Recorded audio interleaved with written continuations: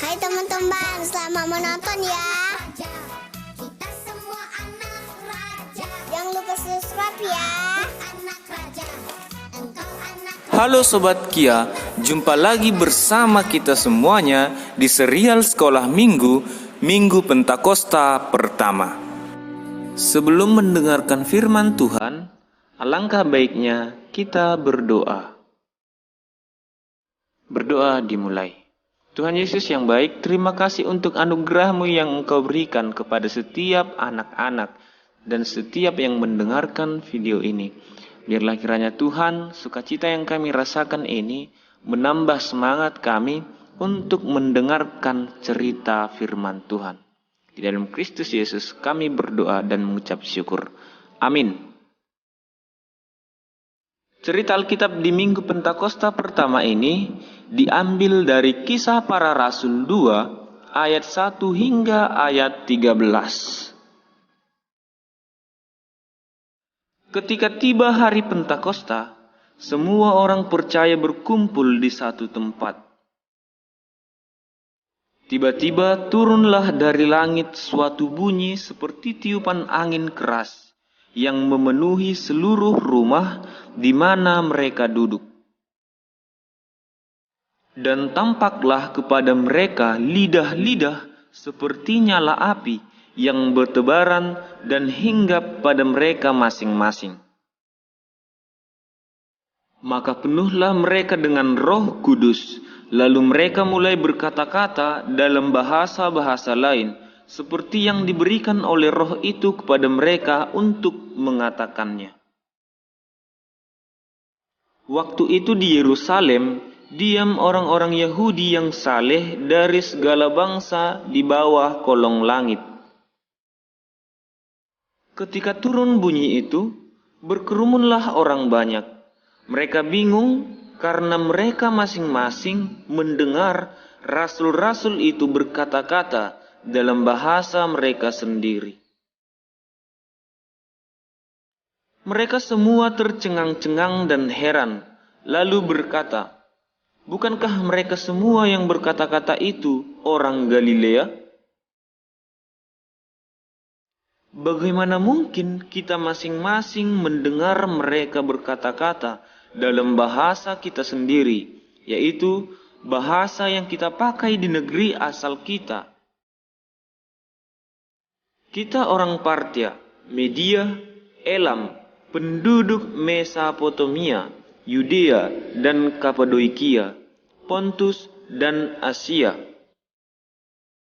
Frigia dan Pamfilia, Mesir dan daerah-daerah Libya yang berdekatan dengan Kirene, pendatang-pendatang dari Roma. Baik orang Yahudi maupun penganut agama Yahudi, orang Kreta dan orang Arab, kita mendengar mereka berkata-kata dalam bahasa kita sendiri tentang perbuatan-perbuatan besar yang dilakukan Allah. Mereka semua tercengang-cengang dan sangat termangu-mangu sambil berkata seorang kepada yang lain, "Apakah artinya ini?" Tetapi orang lain menyindir, "Mereka sedang mabuk oleh anggur manis." Demikian pembacaan firman Tuhan. Wah, mencengangkan sekali cerita Alkitab kita hari ini. Mengapa sangat mencengangkan? Sebagaimana para murid adalah orang Galilea, tetapi ketika mereka bercakap, banyak suku mengetahui dari berbagai macam daerah, dari berbagai macam bahasa yang dipraktekkan di daerah mereka masing-masing. Tetapi semua dapat mengerti ketika para murid bercakap tentang firman Tuhan. Nah, dari keajaiban yang sudah kita lihat itu, kita dapat mengambil satu pelajaran yang sangat berharga, yaitu Roh Kudus selalu menyertai kita, dan dengan penyertaan itu, maka kita dimampukan untuk melakukan segala sesuatu hal, atau bahkan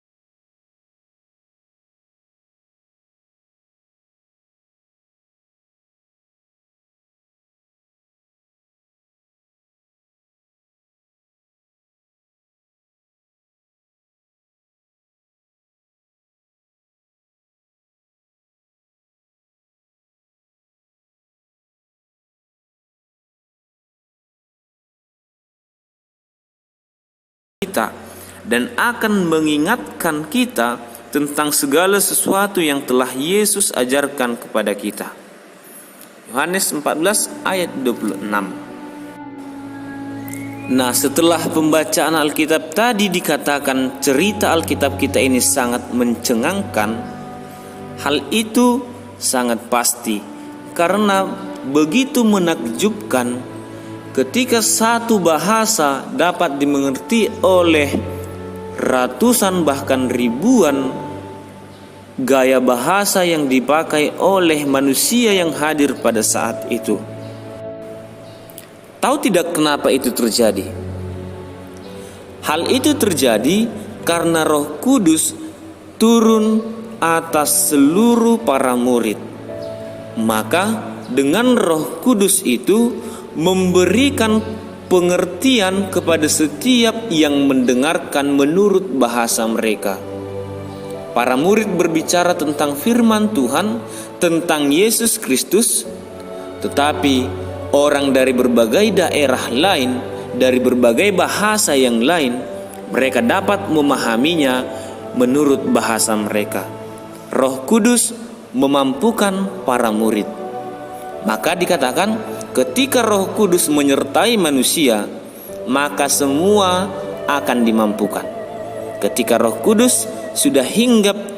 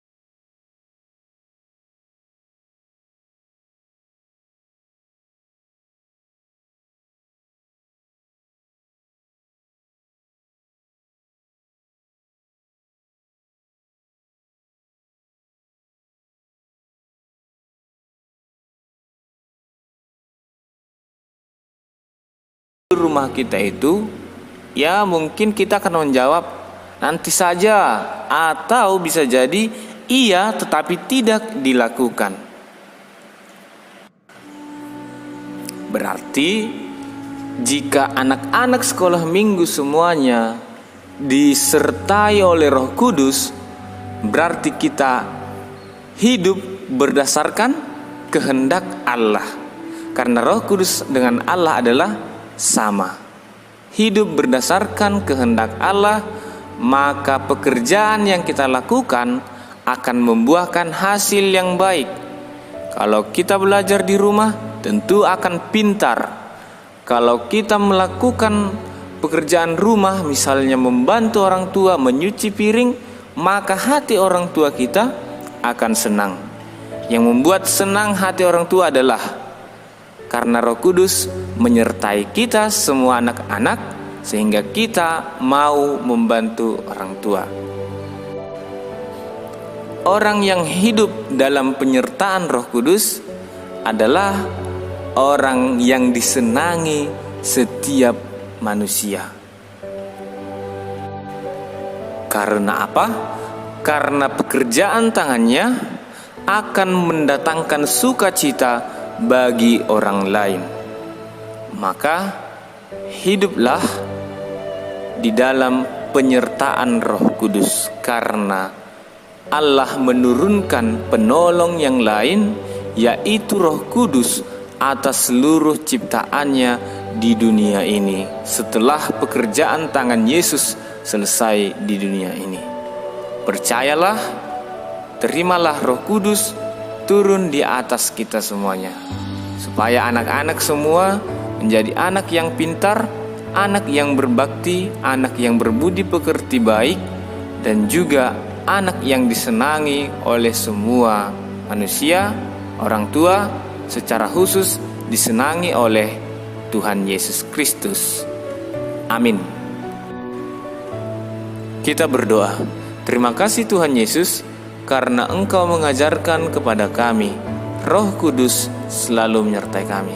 Dan kami tahu melalui penyertaan Roh Kudus memampukan semua anak-anak sekolah minggu untuk dapat membuat orang lain bersuka cita terhadap apa yang kami lakukan. Oleh karena itu, termulialah nama-Mu Tuhan Yesus melalui anak-anak semuanya. Amin. Jangan lupa subscribe ya.